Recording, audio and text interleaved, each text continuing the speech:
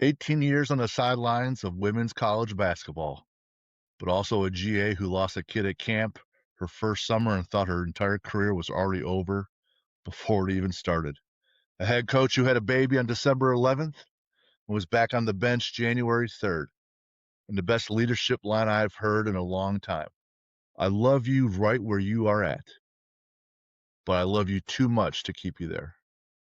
That's Kristin Wodrich, and that's what's coming today on Athlete Builder. Back at it, Kristin Wodrich today. And before I even get started, shout out Lenny Krebs, the legendary basketball coach from Northern Indiana. High school basketball is huge here in Indiana, so thank you, Lenny, for connecting me with Kristin. Really excited to have her on today. 18 years coaching college women hoops. Married another guy that coached women hoops. A D1 athlete herself at UMBC, now assistant AD at Heritage Christian. Kristin, before we get into all of that, first, thank you for being here. But question number one, what is your welcome to college D1 moment? First time you stepped on the floor, BC, and realized, shoot, this is a whole different animal. What was that like? Especially when we had a defensive workout. We had an individual workout, and I think it was 45 minutes of defense with one of my assistants. And I was like, well, welcome to college basketball. And I don't know if I could walk the next day because we also had weights. So I think that was my welcome to college moment. Oh, man, so a lot of offense for you in high school, and now playing defense as a little. Yeah, I had to learn how to play some defense. I don't know if I ended up learning, but you can ask my coach that one. At least you appreciated the importance of it. Yes, for sure. So, GA, grad assistant, Texas Tech. Yes. Life is famously a grind, low budget, all hours, chew people up, spit them out. What's the funniest, this is my life now, holy crap moment that kept you going some of those days? Kept me going through my early GA days. Oh my Yeah. goodness. I think my first summer, I had to help run camp, and I thought I was getting fired that summer. I mean, I lost a kid at camp. We had to find her. Like, I was dropping things everywhere, running around campus, and I didn't know the campus yet, and like every GA, like, you're walking dogs for extra money, like, you're sleeping on couches, you're doing what you have to. And I think today people think, I'm gonna be a GA and I'm gonna make this money, I'm gonna get a phone, I'm gonna get a car, and I'm like, no, that's not how it works. But what kept me going was I just really enjoyed learning the game, and there were a couple really good assistants there that really talked hoops with me and let me learn. And I loved the individual player development part. So I was like, I think I can do this. I think this is what I want to do. Beautiful. One of the components on the Athlete Builder model is working with the athlete's head, and I always talk about teammates, and people always turn their head kind of crooked like my German Shepherd looking at me when I say this. When you talk about improving your relationships with teammates, there's your teammates on the floor, pretty Right. obvious. There's also your leadership team, coaches, captains, strength coach, but the support team as well. Growing up, there's the parents and friends and carpools and everything else. But at the high school, college level, there are interns and GAs, and even at the pro level, where if you work well with them, you can be a better athlete because everything makes a difference, and it could be undervalued or unappreciated. But I remember those athletes and those stories where they took care of some of those folks. It all came back around full circle, and the athlete was definitely better for it. Right. 18 years of road trips, recruiting, and locker rooms. Give me the story that still makes you smile and laugh a little bit. You're like, you won't believe this, Jim. My goodness. I got so many of those different stories. I think, well, my first funny road trip story was probably in college when we made the NCAA tournament. We had to drive up to Connecticut to play in the first round, and I'm a junior. And we're mid-major Division I, and we're going to go play it's now Power 4, used to be Power 5. And everybody else is flying and everybody else is this, but we had to drive a bus, and our bus got caught in the snow, and we're stuck at a rest stop, and all these people are walking through, and they're like, what are you guys doing? We're like, we're playing in the NCAA tournament, and our bus is stuck, and we're eating McDonald's. And it's like, so our teammates, we still talk about that kind of stuff today, which is, always fun. For those that don't know, where was your school located? Baltimore. So University of Maryland, Baltimore County. They're in the America East Conference. Gotcha. I had the strength coach, I recorded with him, strength coach for women's basketball, Syracuse. And Yeah. his episode just dropped this week. And I'm asking him, hey, what's your craziest venue you played at? Because he actually played baseball growing up and played some minor league and played some pro ball, but he's now a strength coach for women's basketball. And he Okay. goes, I played in some places, right? But when you walk into current UConn arena and all they've done, it's a violent atmosphere, and you gotta be dialed in, ready to go from the get-go. You Right. know, UConn is no joke. What's that place like? My goodness. Well, it's funny because they have to play so many games in Hartford. So Mhm. sometimes you're playing at the XL Center, and we did that with Butler. But when we played in stores, I've played there as a player. I've coached there when I was at Holy Cross as an assistant, and then with Butler in is something different. I mean, 12,000 people on their feet until they score. It's loud. One year, so I helped with the offense. One year, my coach had me have a whiteboard, and I'm calling the plays on a whiteboard because you can't hear anything. And then I'm not drawing them up fast enough, and he's getting on me. And I mean, I'm like, we're down 20. I don't know how much it really matters at this point. But I will say this is kind of funny because you were talking about Indiana basketball. But when you go to Connecticut, they have banners everywhere that's like, Connecticut basketball, it's like the basketball capital of the world. And being from Indiana, you just kinda, like, take offense to that. You're like, "Wait, time out." But then you look at all the men's and women's, not just women, but men's national championship banners, you're like, Yeah, well, mhm, maybe they right? got a little bit." For sure. 18 years of locker rooms, what separates the players who became leaders from the equally talented ones? Because leadership is a skill that is somewhat inherent, but mostly learned, and leadership is not for everybody. Yeah, agreed. So, tell me what separates them. Yeah, I had such a passion for coaching our captains and coaching our leaders because I think peer-to-peer leadership is one of the hardest things. You want your teammates to like you. You wanna be liked in the locker room. You still wanna go get ice cream. You all live together, right? So, like, I don't wanna make you mad. I think the best leaders I've ever coached, number 1, they cared more about the team than they did about their reputation with their teammates. They said the right things when it was hard. And at the end of the day, some of them had teammates that didn't like them very much, but they always were respected. But I think that was the number one thing for me. They said the right thing when it needed to be said, and they did not care if someone was upset in the moment and took offense. Because at the end of the day, making the team better was more important than someone's feelings in that moment. Let me ask you this, because I wanna respond to that part. One thing, I was at Ohio State's coaches clinic for the football group a few months ago, and Ryan Day, the head coach, talks about the 5 C's of leadership. The one that he emphasized was the C that is courage, because Mhm. it takes courage for the coach to lead the students. It takes a lot more courage for the captain to lead the peer, and because there's that rejection. I'm not liked. You won't be my friend. And males and females are different, and if they're cattiness or not, and how they handle relationships. So there's that dynamic. But you said that the leaders will say what needs to be said and not care about the response, but they'll at least be respected. Now, for me, I've been in leadership roles for quite a long time, and I'm terrible at not caring about what that person said. I'm still gonna say what needs to be said. I'm still gonna say it. But for me, I care a little bit, and I have to work through that. Say, I recognize this. Right. This is still the path I must take, It's a very good point. and I have to let it go. So, man, I would be thrilled to learn a way where I just didn't give a shit and say, "Well, this is it," and move on and be more robotic. Yeah. But for me, the humanity part, it still hurts, but I'm like, I care enough about you or love you enough to tell you something painful because I'm the only one that's gonna tell you this, and this is gonna help you, and no one else is gonna help you right now other than me in this moment. So Yeah. that's usually how I frame No, it. I But think how do that's you good. do that? Well, I always told my players, like, "I love you right where you're at. Like, I'm gonna meet you where you're at, but I love you too much to keep you there. So I'm gonna challenge you and push you to get to where you need to be." Write Right? that down. I love that. But I think that's so true too, and I would always tell our captains, right, like, and you're totally right, like, not that they didn't care, but they cared more about the team, and they cared more about what needed to be said, and I think I would always tell them, "You need to meet those teammates where they're at," right? And they'd always be like, "Well, they come to my house and hang out." No, no, no, what do they like to do? What makes them tick? What makes like, it's hard for kids because so much is surface level now, so much is, Oh, "They're my friend." No, they're not, they're your Snapchat friend. You don't understand, their dynamics and how they actually feel. And once you meet, like, it's easier to say things to people when you do have that deep relationship. And I think teaching kids also to have meaningful relationships helps with that leadership piece. But I definitely agree with you. Like, it still hurts. We're human for yeah, sure. yeah. Every generation is different.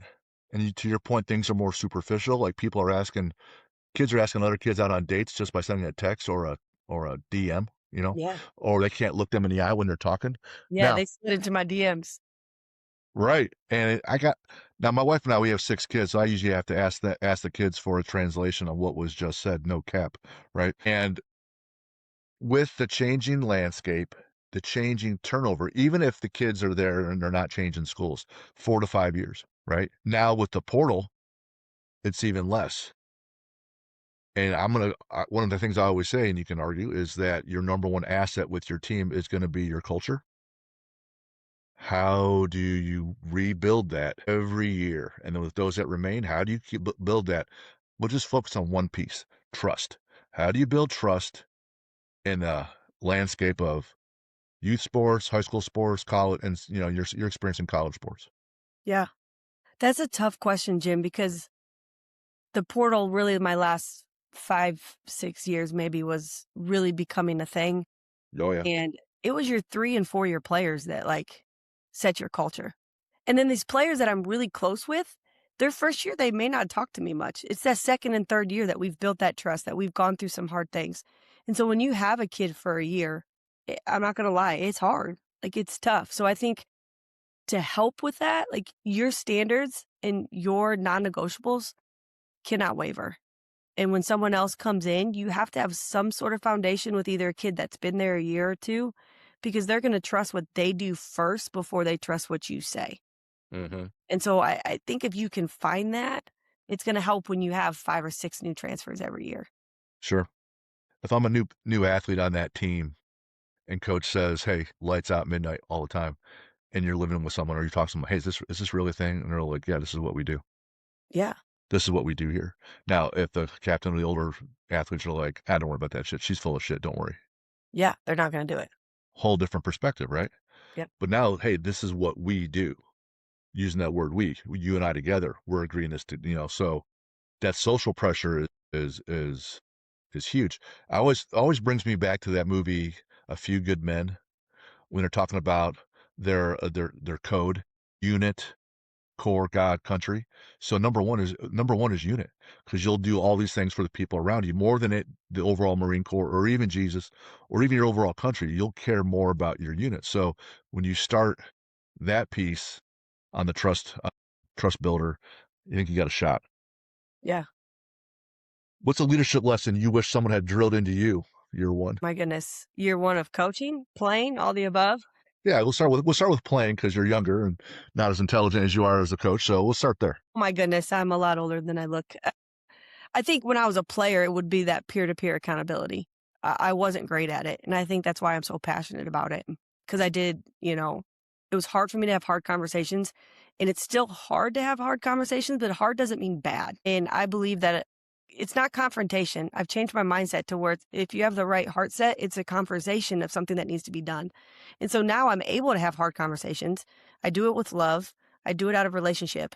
It's funny because a lot of people are like, "Hey, Draben is my maiden name, so everyone calls me Coach Dre." Like, "Coach Dre, you have the conversation because you're able to do it." Like, it does, and I go, "It's still hard for me, right? But I will do it because it needs to be done." I wish I would have learned that a lot earlier in my playing career and my career, but I guess everything takes time and experience. And earlier in my career when I was a head coach, I used to practice those conversations. Like, I would write them out and, like, talk to my husband and, like, cut him from the team or tell him he's doing something wrong. But then it was easier for me to go into, those conversations. I've already done it. I'd pray over it. And a lot of times it came out a lot better than I thought it would. That's huge, and I don't know that people acknowledge that enough. I know that people drive alongside me gotta think I'm whacked out because 'cause I'm always talking out loud, but I had a hard conversation this morning, and I went over it. I typed it out. I Yeah, vetted it against my wife. I vetted it against Claude. I vetted I'm like, I'm going through different things. "Hey, how does this come out?" And one of my tenets is that confidence only comes from reps. You can have faith, you can have belief going into it, but if you have some reps, if you're giving a speech in front of the mirror, there's some reps. You're giving a speech in front of five people versus 500. So that's if right. you practice some of these things, like even right now in this moment, I practice enough so I know to slow down my speaking. This is That's good. actually something I absolutely hate because I want to talk this fast all the time. right? So I practice enough, and there are enough markers in myself to do that because you practice. So I love that you would go through those iterations. And if a confidence only comes from reps, just tell your kids, hey, we're just getting reps today. Switch gears real quick, just for fun. Favorite NBA team? My goodness. Favorite NBA team? I mean, the Pacers, right? Because I live here in Indianapolis, so we watch more of the Pacers than anything. But I grew up in LaPorte, Indiana, so we watched the Bulls back in the 90s. Yeah. But yeah, it'd probably be the Pacers now. We love watching Steph Curry too, like when those guys were really good. We used to watch them all the time. Women's team? Is it the Fever? Yeah, of Yeah. course. And for Man, us, it's so hard because we're basketball coaches. We like to watch players and good coaches. So, like, it's not always, like, a team for us. We like to watch like, I love watching Jalen Brunson play, and nice. so I'm a big playoff 2 feet, Villanova, you know, that type so I like You, s- watching. you still watching the NCAA tournament, men's side, women's side, both? And like some coaches and athletes love their sport so much they won't stop watching. Others have were so immersed in it, they're like, I'm not watching their game for a while. Oh my goodness. I mean, we watch so much film during the season. I'm excited this year for my first time to, like, watch basketball for fun. I don't know if my brain is I'm still gonna watch ball screen coverage and probably all that kind of stuff in my head. But when you watch so much film on your opponents and yourself, you don't always get to watch other teams play. This year, I'm more excited to watch like other teams play. Like this year on the women's side, like I love watching UCLA play. I love how they play, but you just don't get as much time to watch them. There's always a trade-off. Now, back in the day, you and your husband are both coaching. Yeah. Now, what's the dinner conversations like? Oh my goodness. Usually defense because he wants to score 90 points and I'm like, you got to coach a little bit of defense. But no, the one thing my husband did a phenomenal job at is when I became a head coach, he had just stopped coaching. He was trying to figure out life. He was going to seminary school to be a pastor. But everyone was like, do you guys come home and just talk hoops all the time? You know, honestly, we did not. He Okay. was very supportive. If I asked, he would respond. But after games, but I think it's because he was a head coach and he understood. He goes, I'm not there every day at practice. I don't have an opinion. Like, you didn't play this player. Maybe she was a turd in practice, or maybe matchups weren't great. Like, you watched more film than I did. So I really respected that early in our marriage because it was like, you know what you're doing. You're there every day. I'm not. And if parents thought like that, can you imagine how much easier life would be if like parents and fans thought like that? Like, I'm not there every day. I don't see what's going on. I don't watch as much film as you. But I just really respected that. And so, like, yes, we talk hoops, but it's not what people, I think, how much people think that we would. Gotcha. With owning a gym, my wife trained at the gym. I'm 51, she's 54, and we've been there for 13 plus years. Yeah. So we're coaching adults, we're coaching student athletes. We're big into Westside Barbell's conjugate method for lifting, and we would go to powerlifting meets. She would compete. She's competed at nationals in powerlifting. She's 5'2", 140 pounds on it I when need she to was at meet her. right, and she's a 300-pound squatter and deadlifter, right? That's wild. And so we'll be talking lifting at home, or we'll watch the Arnold or strongman competitions, or we'll go to an event and she'll point out, hey man, check out this dude's butt. And It's I'm like, hilarious. what? She goes, oh yeah. I'm like, that when I looked over, I'm like, she's excited because she knows that guy's gonna squat 5 or 6 plates, because you recognize, oh, what this person's built like. Oh, this guy has the lats on the back of his body to hold up a heavy bench. Because most Right. people just think it's chest and triceps, but your lats hold the weight, right? And he goes, oh, this guy's gonna have a huge bench because you just know to look for those things. Yeah. And so we just kind of just smile, laugh, and just play off each other. But we like just analyzing and along those lines, we weren't really that well versed in speed sports like track. But when you understand the mechanics and the force production, then you're watching the throwers or those that run the 1 and the 200, or you're like, oh man, check this out, check out this force velocity, because we're two big dorks That's hilarious. at heart. All right, tough topic coming next. Youth sports. Okay. What's broken? My goodness. What's broken? I think the expectations of youth sports are broken. The expectations should be they're learning to love a sport. they're getting better, they're getting exercise, their mechanics are getting better, learn how to be a good teammate, they learn how to be a good loser. I mean, my 6-year-old was at a basketball camp and he got 2nd in knockout twice. It was great. He had to go chest bump the winner, like, and then he went out again and he got 2nd again, like, that's what those are for, that's what those moments are for. It's learning how to listen and be respectful and play hard, right? Because play hard as a basketball coach, like, I was writing that down as a skill set. That should never be a skill set. Like, they play hard. Like, it's ridiculous. But I think the expectations now are just you have 50 trainers and they need to be a certain way and people want scholarships and now there's money involved, right? And so there's big money in college athletics. And so these parents want their kids to play. And I just think that we need to go back to what youth sports are, what they're made for. And if your kid practices and does what they're supposed to, like they're going to develop. And if you put them around good people, they're going to develop. But I've just seen kids get older and just their motivation is different. Their why is different, why they're doing it. They get burnt out so quickly, so then we transfer really quickly. And transferring is not bad in itself, right? Some kids, transferring is the right thing to do. I'm not saying that transferring is bad altogether. I'm just saying that sometimes it's the easy way out. But yeah, I mean, I guess that's a long answer. Too Sure short. is, right? So, do you know what percentage of high school athletes play college sports? It can't be that many. Between 6 and 8, depending. Some That's are as low. low as 5 or 4 or 3, but some are like 10, right? So even though football gets all the notoriety, it's more competitive in soccer because there's so many kids, So many kids. Yeah. right? What percent play D1, roughly? Probably 1, 2. About 2, about 2%.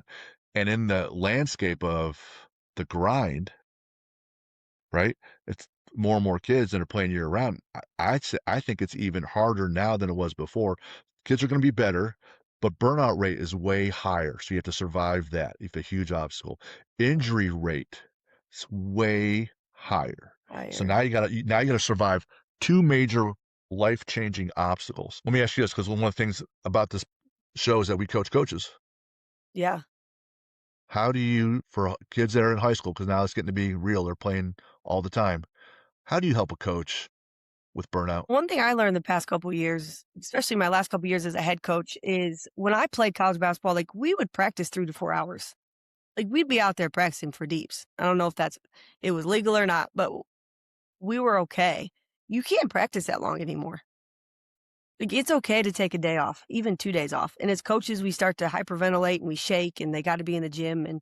But I just think that kids, their attention span's not as long. I think you got to be more efficient with your practice time. I think you gotta use the film room more, but I just don't think you can practice as long as we used to, honestly. Talk about the injury rate now. Yeah. How do you address that? Because I have my thoughts on that. I I'll wanted to respond after. ask you about that, like, especially being in the strength world, like, the injury Sure, thing, you can tell sure, me if I'm nuts, but to me, a lot less people are playing 2 sports. 1000%. Do you think that that has anything to do with the injury rate as well? Like, they're just specialized in one thing? Yep, that's a huge part of it. So let me lay these things out for you. So if you play a different sport, your brain is different. Those Okay, synapses, those neuropathways, those dents in your brain, they start forming because you have to think differently. And if it's completely different, whether it's chess or swimming or basketball, your brain develops new things. When you play 2 or 3 different sports, you're now going to have a whole different frame of reference that you can then cross over and utilize. Example, Da Vinci, okay. awesome at what? Painting. Painting. Awesome. What else at? Knowing the biology of the human body, like a doctor would. Okay, Also, chemicals. Why is that important? Well, when you mix different paints together with different chemical bases, you get a different hue or a different compound. Completely different. right. So now you have all that crossover. He's now a better painter. If you got someone in a change of direction sport who then has to do something completely different, like something that likes linear, like sprinting or throwing, something using their body with something with physicality, the brain is now going to be better. They're going to move better. Better. You ever see swimmers do things that are athletic out of the pool? Not so good on average. Their coordination isn't the same because they're just usually going in a straight line. That's right. That's Same so true. mechanics, same mechanics over and over again, right? So, one, if you develop their brain differently, they'll be different athletes. Two, repetitive use injuries. Carpal tunnel is a thing because people are always typing. Repetitive use injuries are through the roof. And I can look up all the statistics to show you. I've had ACL experts on talking about it, but the repetitive use injuries are through the roof because they're just doing repetitive use Right. things, right? Right. Women, Q angle from their hips, it impacts their knees more than males. So another reason why their ACL tears are high. Now, here's I think the biggest thing. Growing up, I'm 51. If you're good at sports, I was playing CYO or you're playing rec league. If you're good at sports, maybe you make the travel all-star team, which might be 3 or 4 more weeks, maybe 5. You Right. finish summer, so you get 4 weeks of better talent around you. You play against better people, so it's more adversity, so you get better. Then that season's over with. You go on to the next thing. So making all stars was the separator, right? Now everyone else, they're not playing all stars. They have a huge limiting factor. They can't advance. Well, now everyone's playing all stars or travel ball all the time. The Yeah. competitive advantage is completely neutralized. Hmm. So then you must have a competitive advantage if you're going to win at anything. Walmart's competitive advantage is that they're cheap. Mm-hmm. Aldi's food is cheap. A Mercedes is not cheap. It's a luxury. Their competitive advantage is different. Teslas are different, right? They're automatic or electric. You must know that if this team is awesome at defense and they shut you down, that's a competitive advantage. Either if it's the UNLV team from the late 80s, early 90s, you know that they were running Press, huge press, press. press all the time. And that's my favorite team to watch all the time. So that's a competitive advantage. So if everyone's neutralized and has no competitive advantage, then what? So here's the competitive advantage that's super easy in sports. 2 days a week, 3 in the off season, they don't practice. They just lift. They just lift. And they just build their posterior chain to balance out the imbalances in their anterior, the front part of their body. So the front part's all it can be a little bit more developed, especially in their quads. The posterior is going to be super weak in comparison sake. So box squatting and Romanian deadlifts, you build their hamstrings, glutes, their core work. So now they can handle the college and pro level volume when they're 13 and 14 years old. They have a competitive advantage that they're way less likely to get injured, and force is still mass times acceleration. Power production is still a thing, which only comes from resistance training. Okay. So that's a competitive advantage that no one has on average.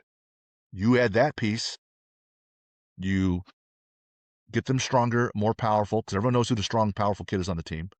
Right. They miss their sport a little more because they're not practicing as much. They're developing new neural pathways because they're learning a lifting called a sport, right? Way better all the way around. Yeah. That's my Agreed. that's my way of fixing that problem. Okay. Now, My boys are young. They're too young for this, but how old do you start lifting? And what does that look like? Do you start like resistance training at a certain time? Like, because some people start too early, some people start too late. so resistance training is like if you can't do a push-up and you go to do a push-up or you can only do one or two, that's heavy resistance training. If you can't do one on your toes, like that one press is like a super heavy bench press, Yeah. right? There's nothing wrong with a kid 7, 8 years old climbing a tree, pulling themselves up with their arms while they're using their feet. That's Yeah. They're super. doing that now and That's falling super off the fun. tree Falling off a tree, yeah. Boys do dumb shit. I do it all the time. all the Doing time. doing handstands against the wall. That's just fun stuff. Now they start getting into like middle school, junior high. You Okay. pick things that any unintelligent person could do. So All right. anything I can do. Here's what you do. You have them push heavy things and carry heavy things. So Okay. any moron could push a sled forwards, backwards, laterally. Any moron could pick up sandbags, kettlebells, unbalanced things and carry them. That farm boy strength is super easy to build just doing basic carries, right? Yeah. And then Push heavy things, carry heavy things. I like it. add your body weight stuff, pull-ups, like you're going to be absolutely golden.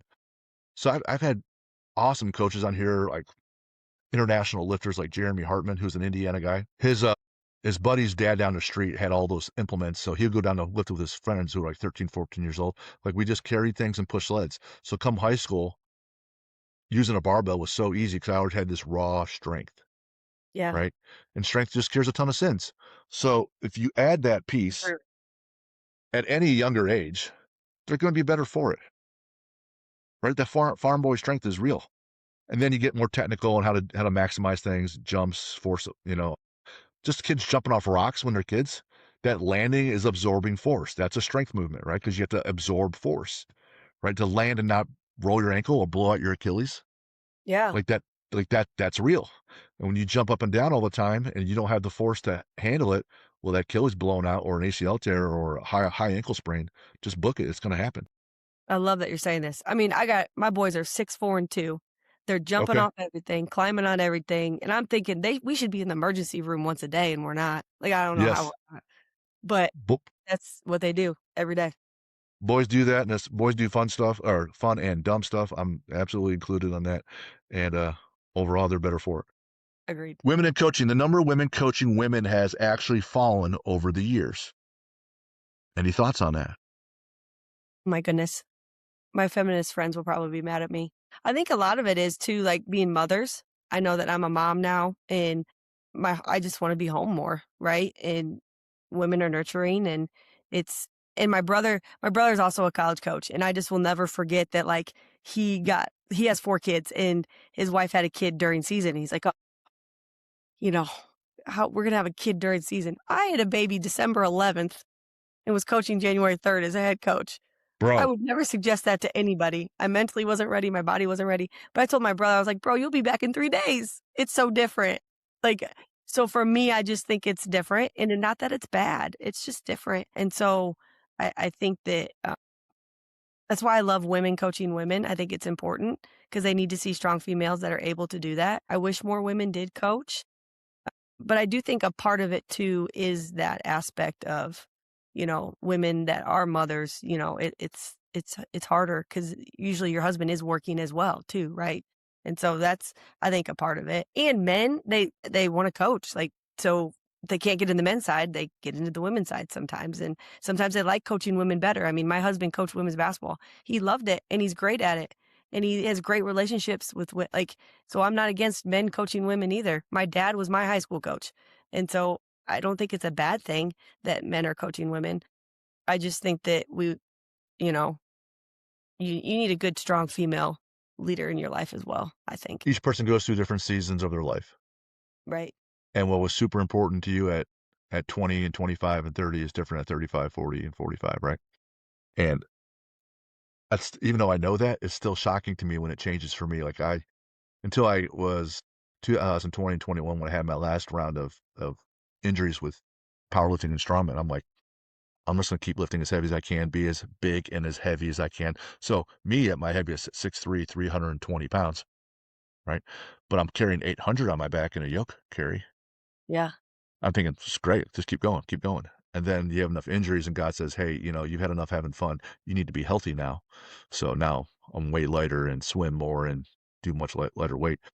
And he just have some grace that, hey, this is a different why for me. Why's change, priorities change. You have kids, priorities change, and that's okay. Give yourself some grace. You mentioned you prayed about this. Your husband went to seminary school.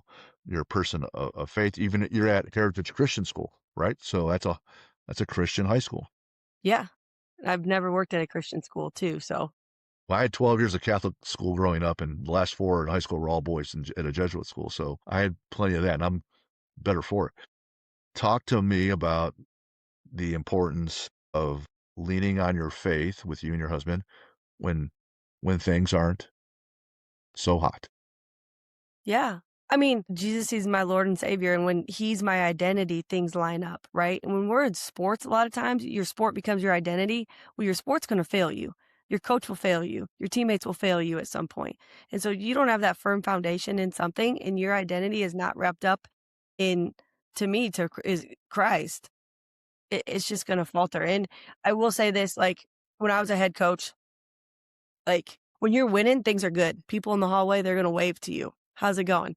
When you're losing a couple games that you may not lose, some of those people don't talk to you as much. And so it's your identity can shift and your purpose and your value and all this stuff, but Jesus says, "No, you are valued. You do have a purpose, and I have a purpose for you." And so for us, me and my husband, like, that's our foundation. It's not basketball. Basketball is a vehicle to help people grow. Basketball is a passion of ours, but it's not who we are, and it's not our identity. And so I just think that without it, we wouldn't be where we are today. So we want to tell people about it, that the peace and the joy that we have comes from that. And God's given us basketball as a platform. And I just love basketball. So we put it all together. So that's, kind of us in a nutshell, the two of us. Gotcha. For me, Jesus is like a barbell, always there, consistent, and willing to help you. Well, that's good. I like that, Jim. No, not wavering. It's the same 45 pounds. It's the same It's thing. the same. Things aren't going so well. It's the same. Things aren't going well for me. Yesterday, today, and tomorrow. That's right. Jesus is going to be there and look out for me. And I just wish that it was a little more clear. And he sent me notes that I could read that would tell me, hey, right. So He gives you one step at a time. That's it. yeah, and I'm not that bright sometimes to figure out the step I should have taken. Because after a while, and I look back, I can see, Jim, I told you, I That's gave you right. this, right? Every time. He's not afraid to hit you over the head. No, he needs to, because that's the only way I get it. Having lots of fun, and I'm really glad that Lenny introduced us. New athlete walks in tomorrow, because this is one of the things I try to provide value with everyone, especially coaches. And when I work with high school teams and whatever, I try to do this immediately. New athlete walks in tomorrow, and you can fix one thing. How do you go about figuring out what's their limiting factor to fix, and how do you fix it? Ooh, that's a tough one. You mean physically? You tell me. Ooh. I'll tell you my process next if you want, but you got to give me your answer Yo, I first. would need to know the process. If I need to fix anything with an athlete, I think they need to be coachable. Okay, Because if they're coachable, we'll be able to fix anything. sure. Helps out a lot, right? Yes, because they're gonna listen and they're gonna try. How do you know if they're coachable? You gotta do I have to know right away? I need to know this Well, process, Jim. Knowing they're this coachable, you gotta go through a couple workouts. sure. You get to get some evidence, some Yes, data, need right? some data. And you picked a mindset component, Yes, I did. right? If the kid's missing a left arm, you can't really fix that very well, a Nope. physical component, right? I only control what I can control. That's right. Gotcha. What I should do is I have a link that does it's an assessment for every athlete, and Okay, coaches can utilize it and reuse it and track progress. And so I'll send that to you. But in a nutshell, in the head, there's their mindset, core identity, fears, coachable identity, right? Then there's knowledge of their sport, and there's what comes out of their mouth, how they work with people. So okay. is their mindset good to go? Great. Are they driven, but are they stupid? Do they not know how to play? Like I'm not gonna know college basketball because I'm 51, haven't played, so I'm not smart there.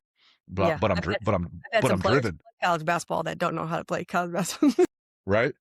No, maybe I'm driven, and maybe I know all the X's, O's, and everything else, but maybe I'm an asshole. What comes out of my mouth isn't very fun. Right, So what I do is, remember I told you about Da Vinci, right? Painting, medical. My background, finance and investments, 15 years plus working with athletes, 13, 14 years.